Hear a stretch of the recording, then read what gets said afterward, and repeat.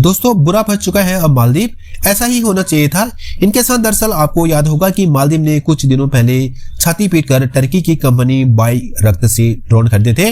ये ड्रोन के साथ वह भारत की निगरानी करना चाहता था। अब पता चलता है कि टर्की की एक कंपनी ने मालदीव को ऐसा ठगा कि बाकी के देशों को जो इन्होंने ड्रोन बेचे वो काफी ज्यादा सस्ते थे और मालदीव को काफी हाई प्राइस में बेचा जा रहा था। पूरी बात क्या है आपको बताता हूं, लेकिन उससे पहले हमें इस साल आपके सपोर्ट की प्लीज काफी ज्यादा जरूरत है। आपका एक सब्सक्राइब का बटन हमारे चैनल को ग्रोथ के लिए एक बड़ा मील का पत्थर साबित होगा। प्लीज एक सब्सक्राइब करके अपना सपोर्ट दिखा दीजिएगा। जब से राष्ट्रपति मोइजू पावर में आए हैं ये तो चाइना के इशारों पर ही नाच रहे हैं कि यह पहुंच गए यूक्रेन के किलर ड्रोन मैन्युफैक्चरर टर्की के पास। और यह मैं नहीं कह रहा हूं, यह खुद मालदीव की डेमोक्रेटिक पार्टी जो कि MDP कहा जाता है, ये इतनी मेन ऑपोजिशन पार्टी है। इन्होंने ट्यूसडे को एक बहुत ही सीरियस एलिगेशन मोइजू पर लगाया। उन्होंने कहा कि ये गवर्नमेंट पूरी तरह से पागल हो चुकी है।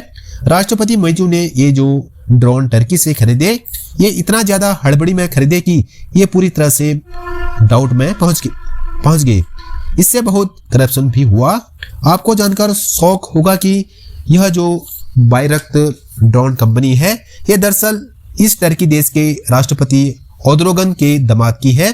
कंपनी पूरी MDP पार्टी का आरोप है कि मोइजू के जितने भी डेवलपमेंट प्रोजेक्ट चल रहे थे उन सबको रोक दिया और इसकी फंडिंग सारा इन्होंने लेकर जो ड्रोन परचेज करने में लगा दिया। इमरजेंसी बजट तक इन्होंने काट दिया। आप सोच सकते हैं कि ये कितना ज्यादा सीरियस इशू बन चुका है।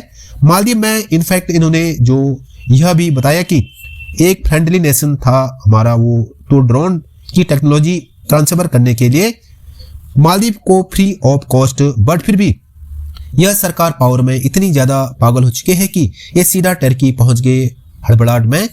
इन्होंने ड्रोन खरीदे और ये प्लान तो ईयर बजट में तक नहीं इंक्लूड किया गया था।